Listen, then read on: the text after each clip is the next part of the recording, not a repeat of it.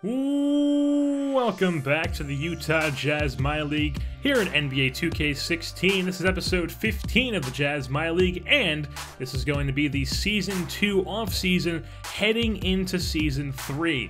So, the first things first are the season awards. The NBA's most valuable player in Season 2 is LeBron James of the Cavaliers. The Rookie of the Year is the Toronto Raptors' Ben Simmons, the man out of LSU, who is quite the stud in this game. Sixth Man of the Year is Jordan Clarkson from the Lakers. Defensive Player of the Year, DPOY, is not Kawhi, it is DeAndre Jordan. Most Improved Player is Kent Bazemore, and then Coach of the Year is the Cleveland Cavaliers' David Blatt. Or Blatt? I think it's just Blatt. David Blatt? I think it's Blatt. And then, as far as the All-NBA teams goes, like the All-NBA first team, All-NBA second team, we don't have anybody on those teams because, well, apparently we're not good enough because we're not good enough. So we have Rudy Gobert, who is on All-Defensive second team as the one of the big men.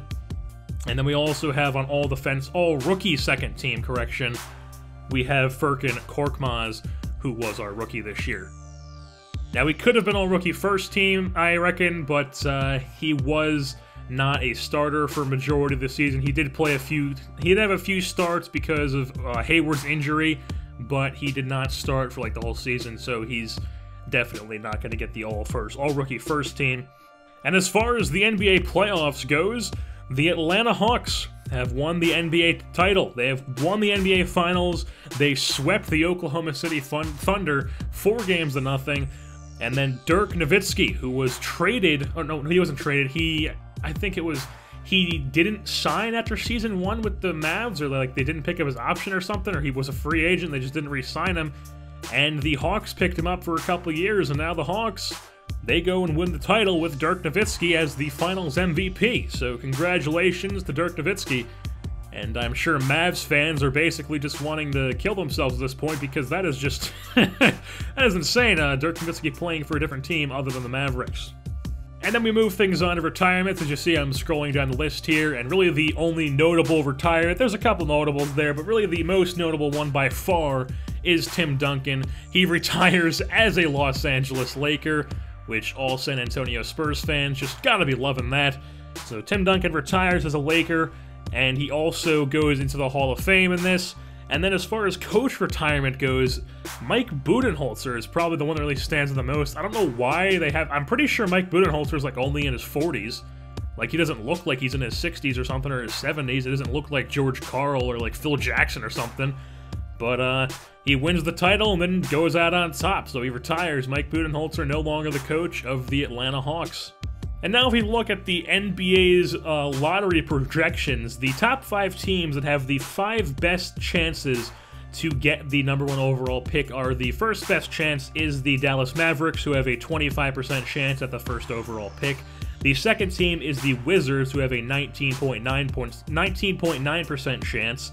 The third team is the Celtics, who have the Brooklyn Nets pick in that trade they used to do. The trade, I think it was like the KG trade, where they got a bunch of picks for whatever reason, where they got a 15.6% chance at the first overall pick. The fourth best chance is our Utah Jazz, who have an 11.9%, and then the fifth is the Magic, who have an 8.8%.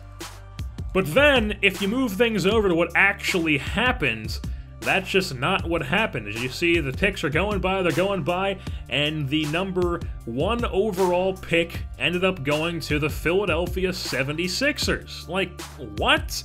The 76ers had a 4.3% chance at the first overall pick, and they got it. Over the team that had the 25% chance, over the team that had the 19.9% chance, over us. And then the second pick goes to the Magic, who had the worst of the top 5 teams. Third goes to the Wizards, who had the second best of all the top 5 teams. And then fourth goes to the Mavericks, who had the best chance of the first overall pick. Fifth goes to the Celtics. We get knocked out of the top 5 despite being in the top 5 for top 5 projected, and we get the 6th overall pick. So it's just a very weird lottery in this year's draft. And before we went into that lottery, we went and fired our head coach, Steve Nash. It was kind of just an impulse thing, because last year, Quinn Snyder, he retired for whatever reason. He had some really good ratings, and I was just like, hey, who do I want to hire here? I want to hire somebody who's actually real. and I don't really know if coach ratings matter too much, but I just figured, hey, Steve Nash's ratings aren't too good, so I fired him. He had a bad season anyway, so we fired him, and we hired a guy who's not even real but has good ratings, and that is Michael Goodrich. He has a B offense, an A defense, and a B+ potential, so I feel like he's going to fit this team very well. Now, moving things over to the NBA draft, and the first overall pick this year went to the 76ers, and they took a shooting guard / small forward from the University of Kentucky, Josh Jackson. So Josh Jackson taken first overall, and then we'll skip ahead here to our pick at 6th, where the 76ers have offered us a trade package. Interesting.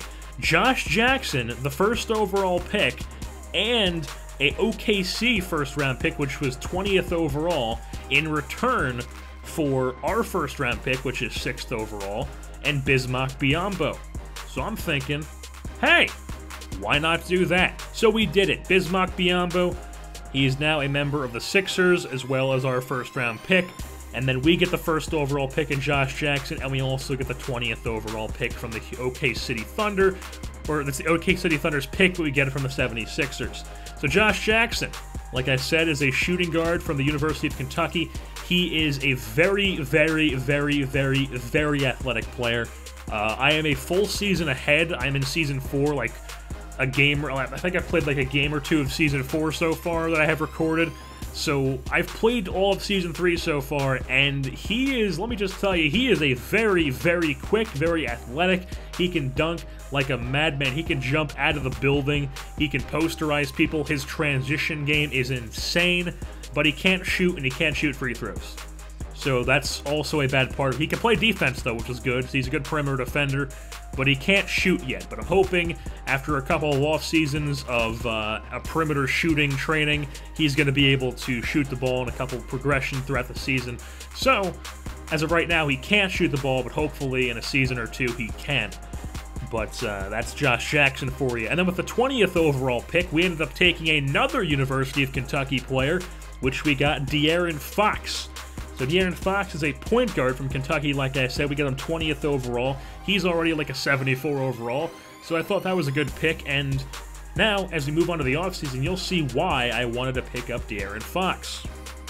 But before we move into that offseason, we have a couple trades we made for some picks, as we traded our Golden State first-rounder this year, our 2017 Golden State first-rounder, and a 2019 Utah first-rounder for the Philadelphia 2019 first-round pick and the 2019 first-round pick of the Sacramento Kings. My reasoning behind that is I figured that by the year 2019, we're not going to be bad. We're going to be a pretty good team by 2019. So I figured, hey, let's try to trade this 2019 first overall pick if they're offering that, and let's try to get something in 2019 that maybe those teams won't be very good. So that's Philadelphia and Sacramento, and I'm hoping they won't be very good. If they aren't, that's good for me. And then we also traded another 2017 OKC first-rounder and a 2018 Utah second-rounder for the Phoenix first overall pick, for the Phoenix first-round pick in 2019, and then the 2019 Phoenix second-round pick. Once again, same reasoning. The OKC first-round is not really worth anything. It was like a 29th overall pick or something like that. And I'm just hoping in 2019 the Jazz aren't a very good team and they're able to give me a good pick there. So I'm going to have a lot of first-rounders in 2019 that if they aren't good picks or I don't need them, I can just trade them away for some value anyway. And then we also made a third trade for picks, so the Utah second-rounder and the Utah second-rounder from 2017 and a Utah first-rounder from 2018, which is next year's draft, for a Dallas first-round pick in 2018 and a Dallas second-round pick in 2018. So once again, my reasoning behind that trade was that I'm just hoping that the Dallas Mavericks have another historically bad season where they're just the first overall pick again, and I have the first overall pick.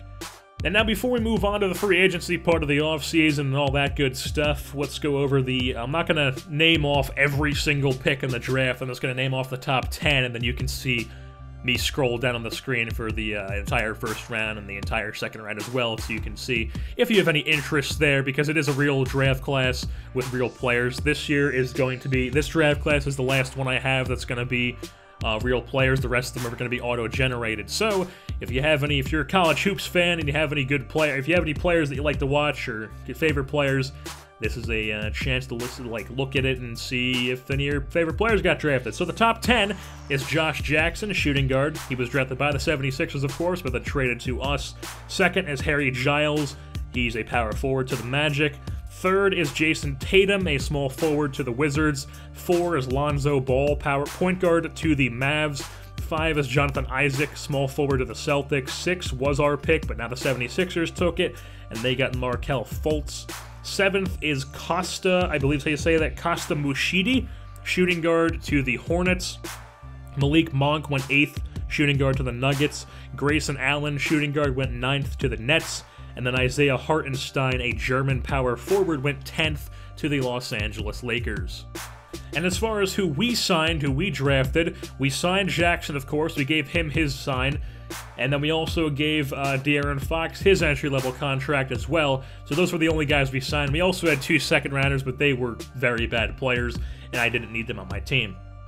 Now, as far as the player options goes for our team, we did not give Gerald Green his option. He was declined. So Gerald Green, he's aging. I felt like I had way too many guards and small forwards that I needed. And plus, we also have Josh Jackson now. So I figured, why would we give Gerald Green a contract when we basically have a younger with a higher ceiling for Gerald Green 2.0 with a higher ceiling, like I said. And then we've got Trey Lyles, who we accepted his option. Dante Exum, we also accepted his option. We declined Marcus Lee's, and then Gordon Hayward had himself a player option, which he accepted. And no matter what, this is going to be the last year of his contract. So Gordon Hayward, depending, he's basically playing for his time in Utah. If he's playing well, or if the team's performing well, he's probably going to stay. If the team's not performing well and he's not playing well, he's not going to stay. And then also another thing to mention before we hop into the actual who we offered in free agency, we let Trey Burke walk. Trey Burke, we let him walk into free agency and did not bring him back. I just felt like he wasn't really providing something like extraordinary enough to me, give him like a good contract. So I just let him walk, and that's why I drafted De'Aaron Fox, and De'Aaron Fox looks like he'll be a good replacement as the backup point guard spot. And by far the biggest thing we did in this offseason, besides the trade for Josh Jackson in this whole free agency thing, is Rudy Gobert. We re-upped him for 4 years and $54.35 million total. He's the backbone of our defense. He is the best overall player on our team, and I figured we needed to re-up him. So Rudy Gobert is now going to be a member for 4 more years with the Utah Jazz. We also went out and signed Boban to be I was hoping he was going to be our 3rd center, so we signed in for 1 year, and then we tried to get our 2nd center since we traded Biyombo, and I tried to give a contract to Gorgui Dieng. I think that's how you say Gorgui Dieng. Gorgui Dieng, something like that. I think it's Gorgui Dieng. And he went to the Magic. And then we also tried to give Lavernay, I think that's how you say it, we tried to give him a contract. He went to the Bucks. Tried to give Mitch McGary a contract. He went to the Wizards. So we ended up having to settle on Miles Plumlee, who we signed for 1 year, $3 million to be our backup center for Season 3.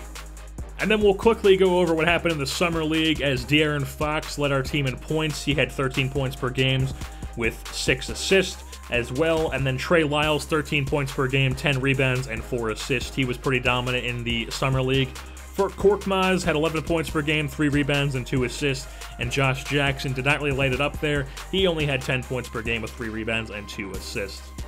So that pretty much wraps things up here for this offseason video. The only thing left to go over is just the roster of Gobert, Hayward, Favors, Burks, Lyles, Jackson, Korkmaz, Exum, Ross, Miles Plumlee, Fox, Prince, Newman, and then Boban. And that's the roster from top to bottom. Gobert's best overall, and then the starting 5 is probably going to be Exum at point guard. Shooting guard will probably be Burks. Small forward will be Hayward. Power forward Favors, and then center will be Gobert, obviously. Burks could move down to the 6th man and have either Korkmaz or Jackson be the starting shooting guard, but those are all to be determined. They'll probably just go based on who I think plays the best. And then also, our Utah Jazz are not really expected to do anything. They are ranked 19th in the NBA.com's power rankings. So, I mean, they're not bottom of the league anymore, but, I mean, it's not exactly a good ranking either. They're still going to be, bottom of the Western Conference. Now with that being said, like I said, that'll wrap things up here for this off-season video. I've been your host, Jersey Born, and I'm saying goodbye.